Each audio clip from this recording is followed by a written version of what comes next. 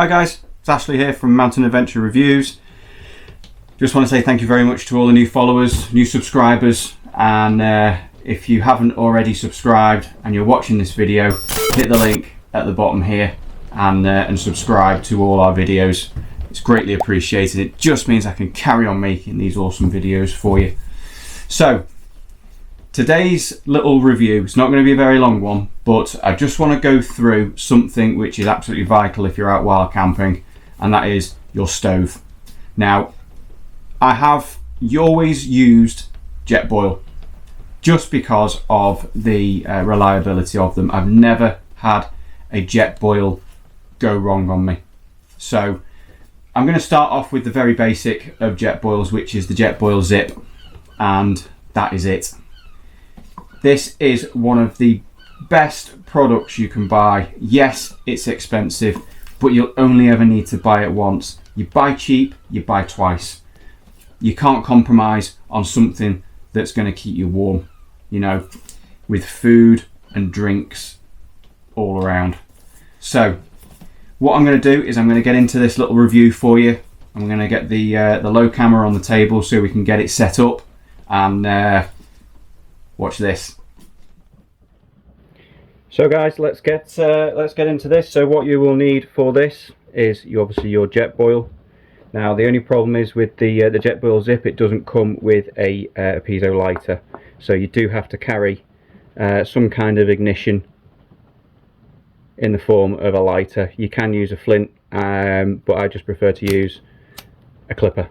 It's lightweight and it goes in the bag with me. So you've got your lid. Now the lid itself has got your pouring on this side and also another pour on that side, but you're better off actually using that for the that side for the pouring. That's more of a strainer. So the way I pack it is I always put it in upside down. So to take it out, just remove it from the actual case itself, and then you're left with the gas canister itself. You can store it without the gas canister on, but I just find that it loses a little bit of gas each time that you unscrew and screw back on.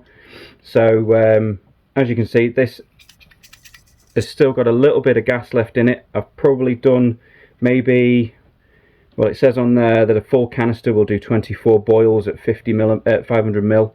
So that's got to be nearly, it's got to be somewhere near done that.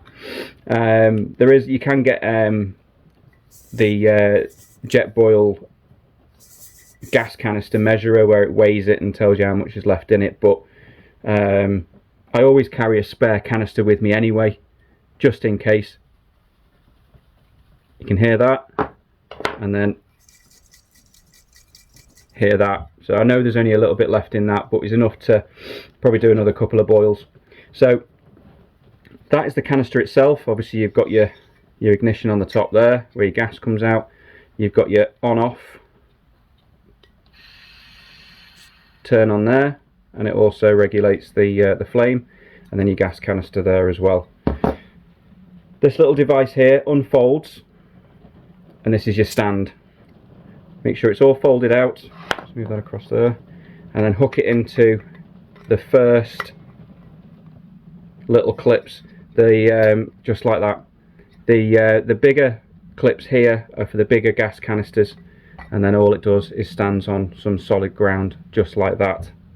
The cup itself comes with this protective cover on the back here. I've seen some people using it as a cup.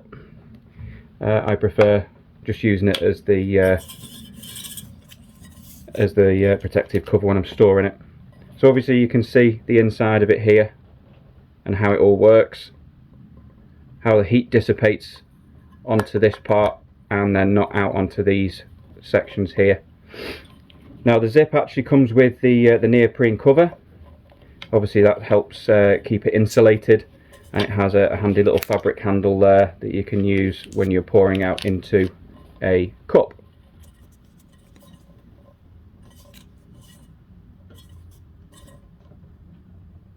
And there are all your warnings on that. Okay, it's dead simple to light. It's actually one of the simplest things I've known. So What I'm going to do first of all is I'm going to turn the gas on around here, which is just there. Wait until you hear it, and that's it, it's lit. Now, make sure that's off. Yep. What I'm going to do is you can actually light it with just the flint part of the lighter. So let's flick it back on, and just like that. It does take a little bit to get it going, but you know, it is only the flint, not flame. Now I won't keep that on for too long because obviously it does get a bit warm, and we are inside. So I know it's a big massive workshop, but still, safety first. Now, the mug itself, you have these little nipples on the inside. You can see them on the other side as well, and they correspond with these. So they flip into that. Just, you can see that little nipple there, that little recess in that, and it corresponds with the nipple on the canister. Into that, quick turn, and that is it. I've got hold of the top here, and that is pretty solid. Now if you had water in that, stick the lid on, make sure it's down, boom, you'll be boiling water in ambient temperatures of 10 degrees. You'll be boiling 500 ml in 90 seconds to 2 minutes, which is unreal. So again, take that off, just turn it.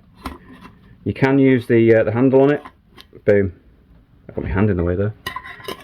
Put that back on there, on, straight up.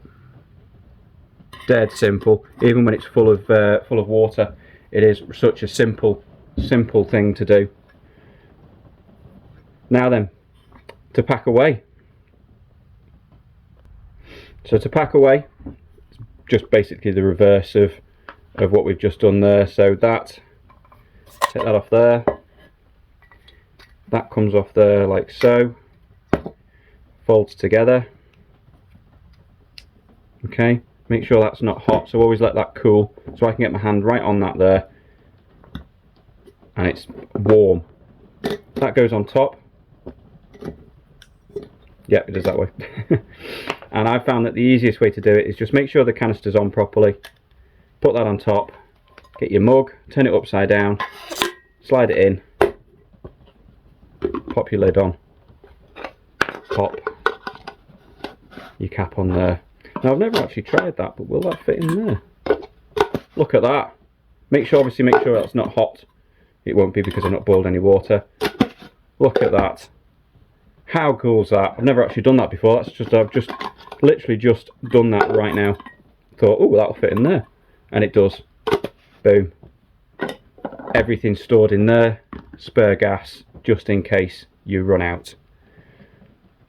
So I'll do that again for you, just so you get the idea. Take that off there, take that off there, take that off there, spread it all out. So upside down, as you can see that the fins are at the back.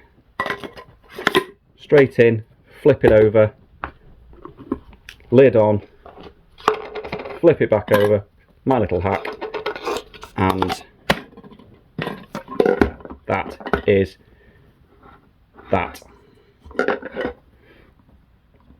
So that's the Jetboil Zip, outdoors use only, and obviously it all comes with verified instructions. Brilliant piece of kit. There are other cooking options out there, but I've found that the Jetboil Zip, the Jetboil Flash are pretty much the best ones you can use. They are fairly heavy. I wouldn't say they're overly heavy. I think it's the gas that makes up the weight of it. So, but obviously you need that for it to work.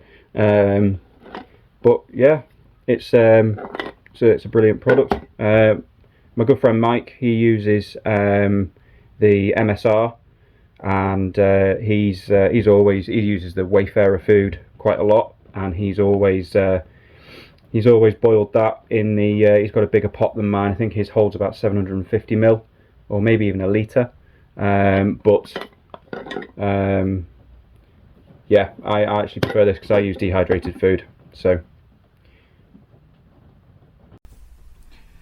guys, that is the little tutorial and review on the Jetboil Zip.